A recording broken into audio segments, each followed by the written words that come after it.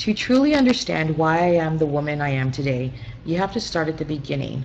Not my beginning, but the beginning of the end of my mother's happiness. San Antonio, Texas, 1972. My mother met my father, a newly arrived undocumented worker from Durango, Mexico. He was the love of her life. Unfortunately for her and for me, she wasn't his. He already had a wife and children in Mexico, and when she became pregnant, he chose not to stay. I can't say that I blame him. My mother was a difficult woman with which to live. This act of abandonment left my mother depressed and suicidal, which in turn helped to inform some of my own characteristics. My biological self plays a major role in my upbringing. Physically, I favor my father. We share the same dark eyes, unruly hair, full lips, and sun-toasted skin. I was a constant reminder of the man who left her, and as such, was rarely shown affection. This lack of affection caused me to look for it elsewhere, and luckily, I found it in my grandfather and grandmother. My grandmother was a tiny woman and in her youth worked alongside her bootlegger father, running a makeshift neighborhood dance hall with a cement slab dance floor, and danced away until the morning hours. I find that my love of dance and music and sense of adventure comes from her. Despite my grandmother's history, and partly because of the era and partly because of our patriarchal Latino culture, she was forced to put aside her personality in the name of marriage and motherhood. For as long as I can remember, in my family, a woman's needs came second to a man's and to her children's. It was evident in the household in which I was raised. 4 women, 1 man, yet in everything my uncle's needs were met first. Day in and day out, I was inundated with the belief that his needs, and by extension, a man's needs, were far more important than a woman's. I once asked my grandmother why this was, and she said it was because así son las cosas, or that's just the way things are. Even as a teenager, I remember contemplating the imbalance of power between men and women, and it was through this contemplation that I decided that I was not going to follow in my familial footsteps. I was going to be different. However, as I grew older, I found myself doing just that. I found that I too silently and unquestioningly traded in my passions and aspirations for motherhood, and in doing so, lost myself, my husband, and my way. I grew up in the mostly Latino neighborhood of Kenwood in central San Antonio. I also grew up knowing that I was poor. It was pretty obvious considering I literally lived on the other side of the tracks. Directly to the east of my neighborhood was Olmos Park, clean, affluent, historic, and white. It was here where I first learned how much cultural capital I lacked. Being poor in a poor neighborhood is one thing, but being poor across the street from the rich lets you know exactly where you stand in the grand scheme of economic, social, and political things. It's quite telling, considering that by the time I was born, San Antonio was well on its way to being a majority-minority city. We had a Latino mayor, in fact, the first Latino mayor in Texas, who won his position by a landslide majority. So why my lack of cultural capital? Perhaps it was a case of power distance.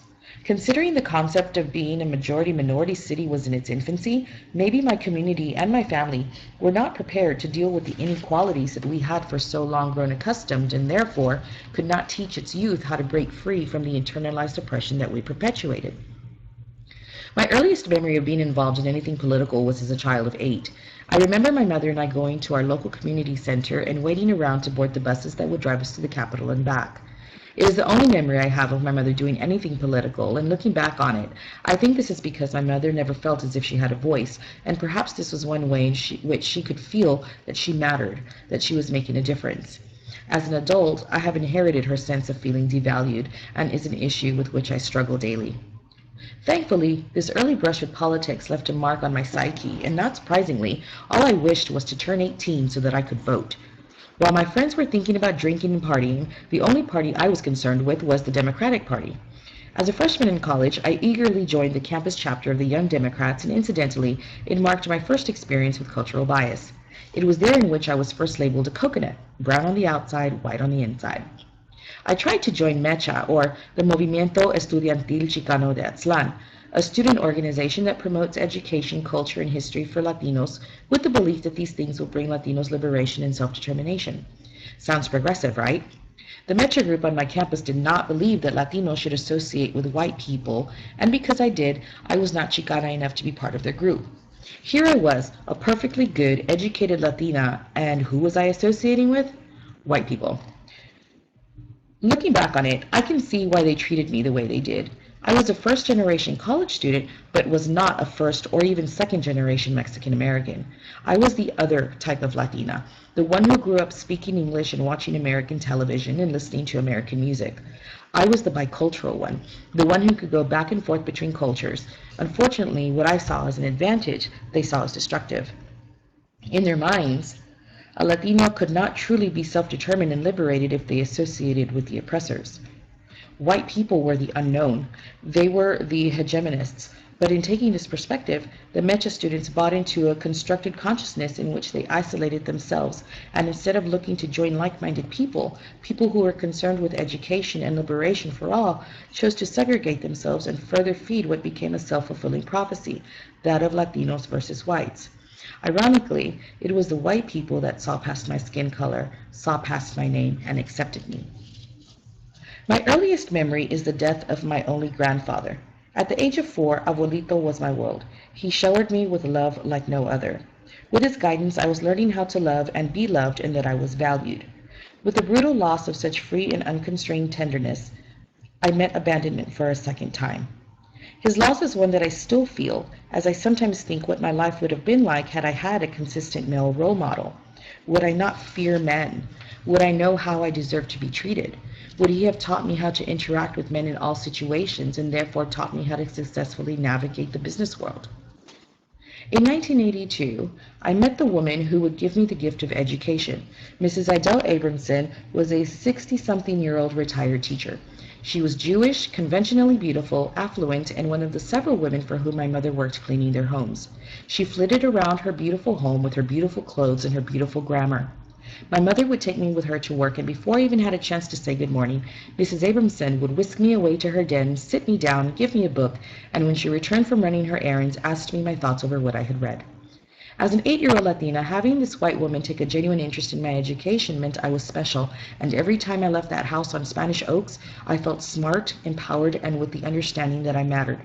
She may not know it, but Mrs. Abramson set me on my path towards a career and an authentic love for knowledge and education. Even as I write these words, the irony isn't lost on me that the one person who cared enough to put a book in my hand was the woman who treated my mother as less than, as a disposable employee who warranted nothing more than a weekly paycheck, as evidenced by the fact that she never paid into Social Security for my mother, so that when it came time for her to retire, she was left with what amounted to $281 a month. Perhaps Mrs. Abramson felt that by helping her employee's child, she was aiding her in the long run, but one thing I do know for sure, the sentiment was lost on my mother. Just as much as I have grown to believe in myself, I believe that education is a fundamental right for everyone. People learn, such as I did and still do, through a combination of experiences and literary knowledge, and as such, educators should be both facilitators and knowledge bearers. The purpose of education is to create critical reasoning and productive people for the betterment of the self and the betterment of society. This can be accomplished through candid dialogue over knowledge and experience between educators and students. Therefore, education should not be hindered by curriculum, but rather curriculum should serve as a basis by which to begin the discourse. As Frederick states, why not establish an intimate connection between knowledge, which is considered basic to any school curriculum, and knowledge that is the fruit of lived experience of these students as individuals? As educators, it is through this type of education that we can be made aware of our critical consciousness and use this realization to better serve our students' needs and create an educational system that promotes social, cultural, and economic equality. Despite the many obstacles in my life, I feel that I have learned and grown from them. It is to these people to whom I owe my undying thanks, for without their valuable lessons, I would not be the woman that I am today, nor the leader that I will be tomorrow. My grandfather has taught me to channel my capacity for love and compassion to my students and to do whatever is in my power to grant access to fair and equitable education to all students and their parents. The lack of love between myself and my mother taught me to be courageous in the face of that over which I have no control, to take a step back and try to understand why others do what they do, and if I have learned anything from attempting to earn my mother's love and respect, it is to be tenacious and resilient, for without these traits, I surely would have drowned in her wake. As for Mrs. Abramson and her gifts to me, I will bestow my love and curiosity for knowledge, my unabashed belief in your abilities, and to my students, teachers, and parents, that their best interests will always be at the heart of everything I do.